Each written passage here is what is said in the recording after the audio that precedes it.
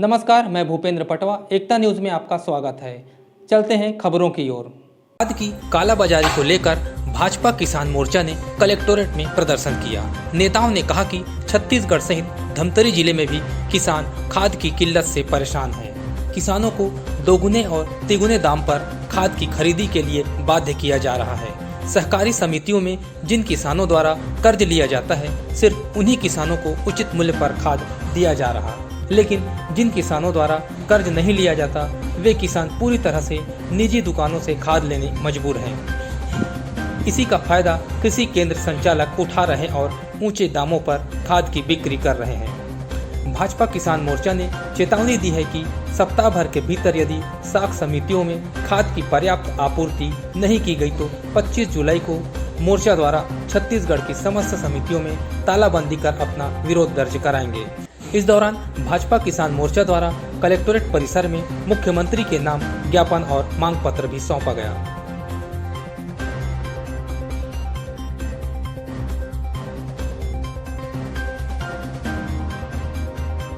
पूरा जलमग्न है, जिसके निकलने की संभावना भी एक हफ्ते में ही निकलेगा, तब तक फसल तबाह हो जाएगी। अगर ये तीसरी बार अभी डूब रहा है, अगर फिर इसी बीच पानी गिरता है तो फिर 15 दिन मान के चलिए।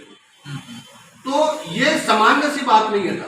अब ये लगातार हमारे ब्लॉक में अभी वो एडीएम साहब से ब्लॉक कोर्ट से बाकायदा एक टीम बनाई जाए और इसी में ही काम किया जाए, नहीं तो बहुत बड़ा जो क्षति जो होने वाला है भैया, हमारा देश में आर्थिक स्थिति लकीर पीटने वाली बात है।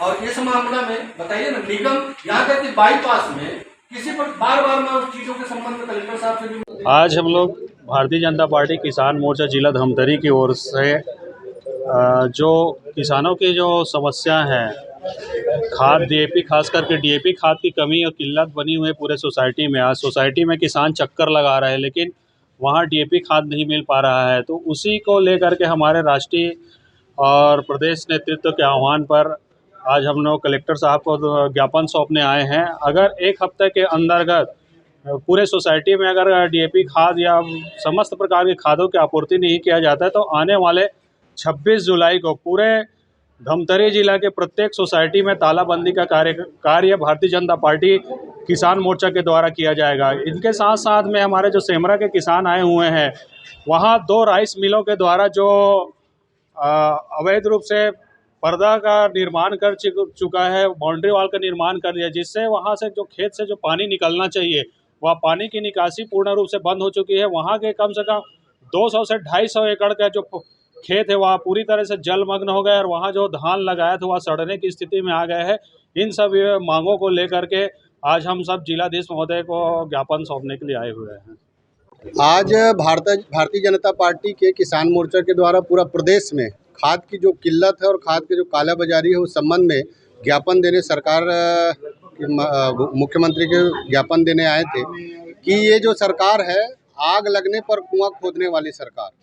जब धान अभी बारिश में खाद की ज़रूरत है, बीज भी पर्याप्त मात्रा में मिल नहीं पाया किसानों को, और जब आज खाद की ज़रूरत है तो डीएपी, खास करके डीएपी और यूरिया की किल्लत बनी हुई है। डीएपी खोजने से नहीं मिल रहा है। इनको पूछो प्रशासन से तो इनका कहना है कि जैसे कि पूर्वत मुख्यमंत्री जी का एक ही बात रहता है कि नरेंद्र मोदी जी को कोसना, प्रधानमंत्री की कोसना।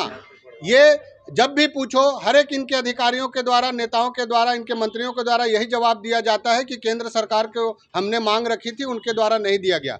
जबकि हमारे पास पर्याप्त उसके सबूत है कि अप्रैल, मई, जून, जुलाई में केंद्र सरकार ने या रसायन उर्वरक मंत्रालय ने जितना एलोकेशन छत्तीसगढ़ सरकार को रैक के लिए और खाद के लिए भेजा है, इन्होंने उतना खाद मंगवाया तक नहीं है। और कंपनी का, खास करके कंपनी इसलिए छत्तीसगढ़ सरकार को खाद नहीं दे रही है क्योंकि ये 3-3 महीने के उधारी में खाद लेना चाहते हैं। कोई भी कंपनी इतना नुकसान नहीं झेलना चाहती। तो आज ये इनके रोने को और हमेशा की तरह आग लगने पर कुआं खोदने वाली है भूपेश बघेल की सरकार, इसके विरोध में आज हम सभी और पूरे छत्तीसगढ़ में खाद के लिए हम, और आने वाले समय में अगर इसकी पूर्ति नहीं हुई तो हम व्यापक आंदोलन किसान मोर्चा के माध्यम से करेंगे। और साथ ही हम लोगों ने आज जो बारिश के कारण जो जलमग्न पूरा क्षेत्र है, पूरा यहाँ ड्रेनेज की सिस्टम नहीं है। हम नगर निगम धमतरी की बात करें तो पूरा नगर निगम में कल नाव चल रहा था वार्डों में। ये परिस्थितियां हैं और ये इनकी दूरदर्शिता को दिखाता है कि कितने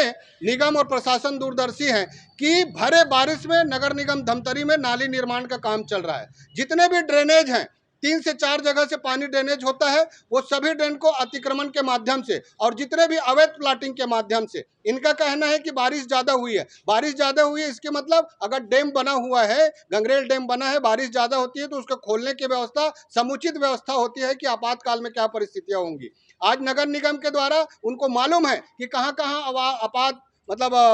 अवैध प्लाटिंग हो रहा है, जिसको रोकना चाहिए। उन्होंने गर्मी में रोका नहीं। आज हम सब देख रहे हैं पूरा शहर भरा हुआ है और यही स्थिति बाईपास में है। बाईपास में जहां जहां ड्रेनेज के सिस्टम देना चाहिए, पुल पुलिया देना चाहिए, आप देख रहे होंगे हरप तरई से लेकर नाली किनारे से लेकर पूरे गांव जलमग्न है। और आज जितने भी हम लोग तो आए ही हैं, साथ में जितने किसान आए थे उन लोगों की सब की मांग है कि जल भराव की स्थिति, आज पूरा धान सड़ रहा है, थरहा जितना डाले हुए हैं वो सब। आज बीजेपी के द्वारा आके ज्ञापन दिया गया है और उनके द्वारा मुख्यतः कुछ किसानों की समस्याओं के बारे में बताया गया है, जिनमें से खाद की जो अनुपलब्धता है उसके बारे में बताया जा रहा है। उसकी वजह से प्राइवेट मार्केट में रेट अधिक लिए जा रहे हैं और साथ ही जो वर्तमान में बारिश हो रही है तो उसके संबंध में उन्होंने अवगत कराया है कि एक तो नगरीय क्षेत्रों में पानी भर जा रहा है और दूसरा जो ग्रामीण क्षेत्र भी हैं हमारे, तो जो वर्तमान में काफ़ी रोड निर्माण आदि हो रहे हैं उसकी वजह से कई जगह पानी रुकाव की स्थिति बन रही है और लगातार बारिश और ये दोनों स्थिति को मिलाने से खेतों में भी काफ़ी पानी हो गया है। तो जो नया रोपा लगाया गया है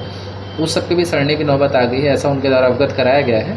तो उनके सारे बिंदुओं को नोट कर लिया गया है और तहसीलदारों को तदनुसार निर्देश दिए जाएंगे कि यदि गांव में या अन्य कहीं खेतों में और हमारे जो शहरों के लिए हम नगर निगम को जो निर्देश जारी किए जाएंगे कि पानी भराव की स्थिति ना बने और जो भी बिंदु आते हैं तत्काल उसका निराकरण किया जाए।